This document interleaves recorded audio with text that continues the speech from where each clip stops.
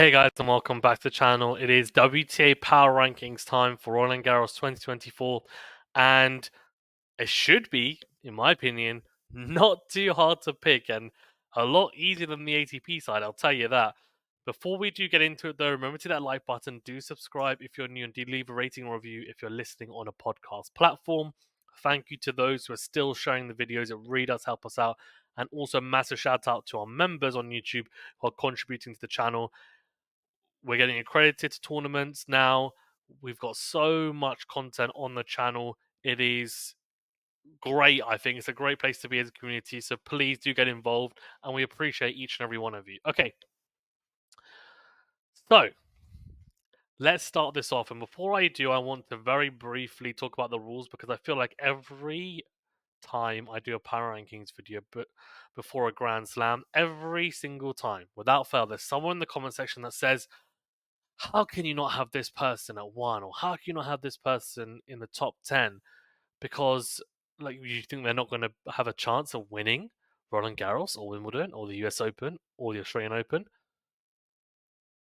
When I do my power rankings, it's not a list of contenders. It's not a list of favorites for the title and people that I think have a chance of winning Roland Garros.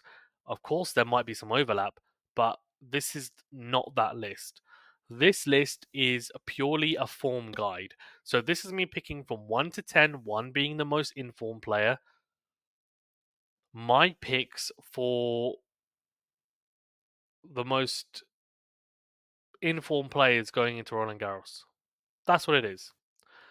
70% of my choice is based on form from the most recent clay court tournaments. So in 2024, so we're talking about on the women's side, of course, Rome, Madrid, Stuttgart, maybe, Charleston.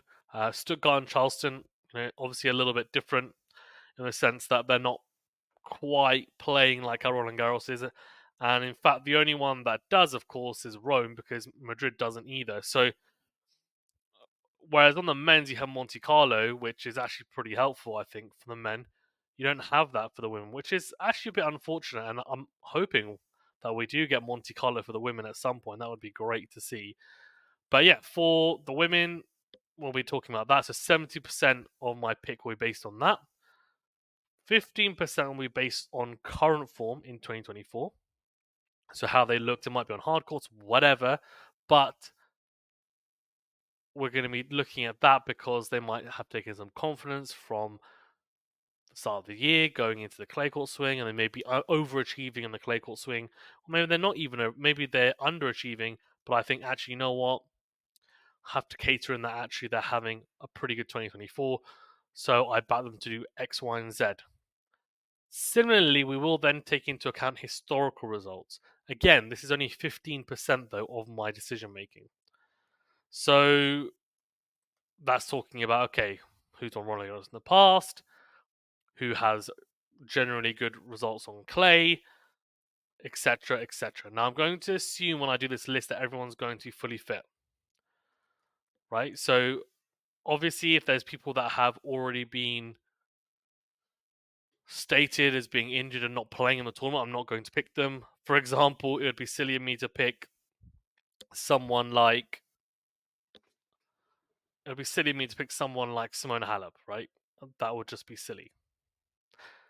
But yeah, that's where we're at. So okay, let's get into it then. So number 1 is pretty easy for me, and I think if you don't have this person at number 1 in your power rankings, please do explain it to me in the comments on this video because I cannot, in my opinion, understand how you cannot have her there, and that's Iga Swiatek. Iga Swiatek has to be your number 1. If she's not, I don't know what to say to you because she has been absolutely dominant in the clay court swing, winning Rome, beating Sabalenka in the final, winning Madrid, beating Sabalenka in the final. She lost in the semi-finals of Stuttgart to Rybakina, fine, but it's an indoor clay court, still made the semi-finals. Look, I mean, what else can she do? She's the reigning champion at Roland Garros as well, and form-wise this year, to be fair, up until the clay court swing, she wasn't looking like the best player in the world. She was up there, but she was with Sabalenka and Rybakina. But the clay court swing, I think she has clearly set herself apart. Last year, she won Roland Garros and she lost the Madrid final to Sabalenka. This year, she won it, saving 5 match points. She is the most informed player. And if you were to ask me, because it's about favourites, this is a separate list, of course, who's your favourite for Roland Garros? Swiatek. I mean, look, she's got the most probable chance of winning at the moment. Now, the draw's not out yet, so fine, but let's just be real. Number 2, again, I think is pretty straightforward. Aryna Sabalenka. I just, again, don't see how you can't pick her. She's made 2 finals in Italy, in Rome, a Masters 1000 tournament, and Madrid, both losing them, of course, to Swiatek. I mean, she's beaten some really good players, but we don't even need to go through it because, in all honesty, she's just been really good, including a semi-final win in Madrid over Rybakina, which was impressive.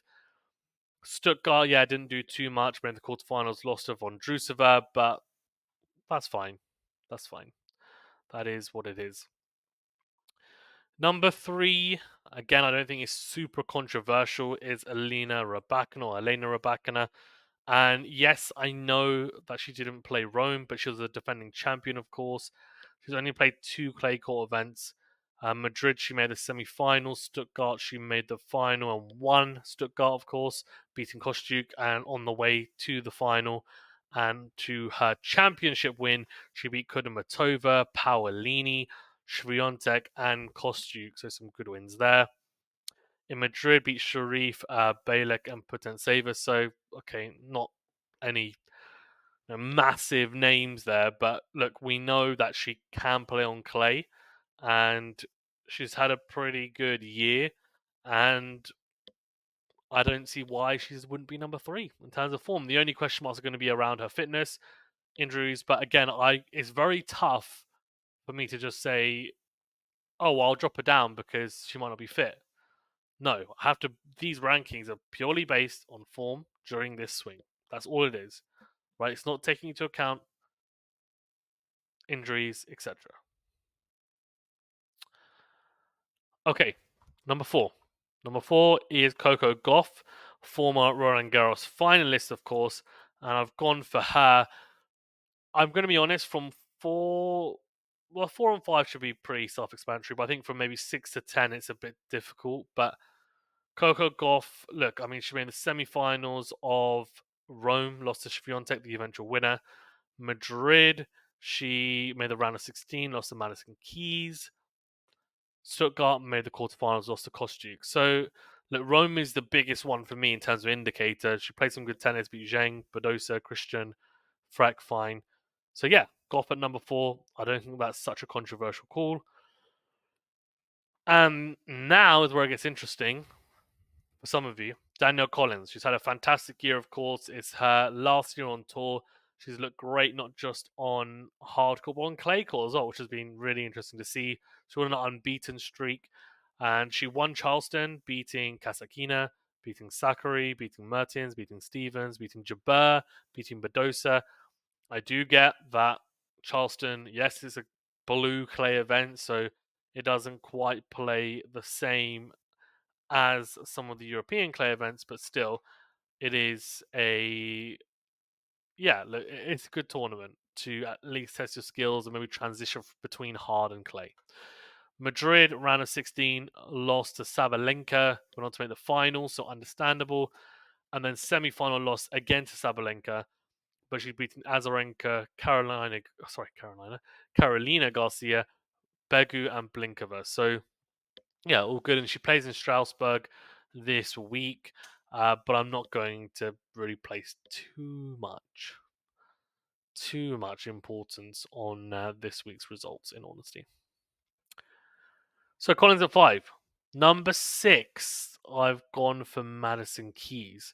And she's been a surprise package, I think, in this clay court swing so far. I wasn't expecting her to do much. And interestingly, her win percentage on clay is now above her win percentage on hard court, which is, in my opinion, mind-boggling. She's made a US Open final, of course, in the past. So, yeah. Crazy.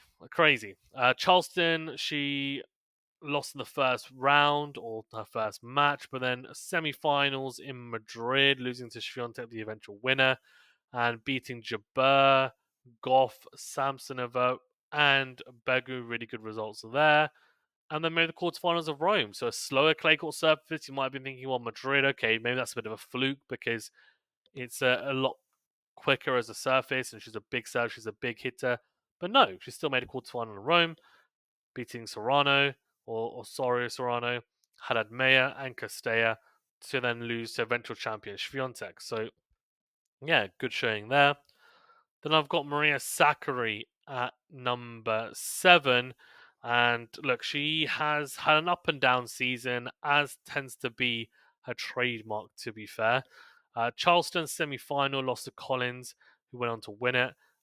Beat Kudermetova, Sharma Tomova on the way to semi finals there. Round of 16 lost to Haddad Meyer, but beat Stevens and Vekic on the way, so some decent wins. And then Rome beat Kalinina against solid clay quarter, Gracheva, but lost to Azarenka, which I think is a bit of a surprise, in all honesty. Azarenka doesn't really come across as someone who is a clay quarter. I think that's pretty fair to say. Number 8, I've gone for Jasmine Paolini. Now, Paolini has not had an incredible clay court swing. She has, of course, won some big titles in the past, but lost in the first round of Rome, so not ideal. Madrid, round of 16. Stuttgart, quarter-final, losing to Rybakina, beat Jabeur, Rani there, beat Garcia, lost to Andreeva in Madrid. I don't know whether she should be at 8, in honesty, but it does become pretty hard to put your finger on, who really deserves it, I think, at this stage. Number 9, I've gone for Zhang Xinwen. And again, hasn't shown a whole lot, I have to be honest, but quarterfinals of Rome was promising, lost to Coco Gauff, beat Osaka, Noskova, Rogers, Madrid first round loss to Potentseva, so walkover. Stuttgart lost to Costa Rica in round 16, beat Castella. Mainly talking about Rome here, right? That's what we're looking at. And I've gone for a surprise package in Azarenka, who again is a surprise package on clay. I don't really see her as a clay quarter. I tend to see Azarenka as, okay, first few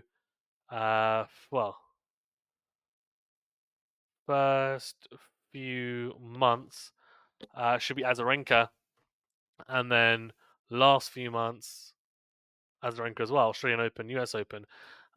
But yeah, I think like in between, you just don't really see her pop up too much, and she doesn't have incredible results, Roland Garros or Wimbledon. So yeah, but she's looked good. Quarterfinals of Rome, Madrid, round of 32, Charleston, quarterfinals at Charleston as well.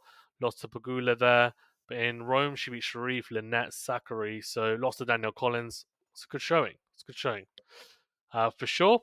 And then just outside, I had some players who I think, Kostyuk made a final in Stuttgart, but hasn't shown a whole lot otherwise. Ons Jabeur's had some small runs at tournaments, but hasn't really managed to make it click. And same with Haddad Meyer. All three, especially Jabeur and Haddad Meyer, should be doing better, I think, on clay courts. Jabeur just hasn't quite looked the player that she was since that Wimbledon final loss last year. I think we have to be honest.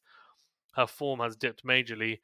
And yeah, look, she's still winning some matches, but she's struggling with a lot of players that you would normally expect her to beat. And it seems to be an ongoing mental battle, I think, for her. But yeah, so that's my top 10 WTA power rankings. A lot easier to pick than the ATP. Let me know in the comment section who you've picked and why. I'm very interested to see your top 10 power rankings. Again, try and base it on the rules that I set out at the start of the video. So I've gone for Swiatek at number 1, Sabalenka at number 2, Rybakina at number 3, Gauff at number 4, Collins at number 5, Madison Keys at number 6, Sakkari at number 7, Paolini at number 8, Zhang at number 9, Azarenka at number 10. And then just outside, people who just missed out, Kostyuk, Jabeur, and Haddad Meyer. Thanks very much, guys, for tuning in. Remember to hit that like button, subscribe if you're new, and we'll see you on the next video.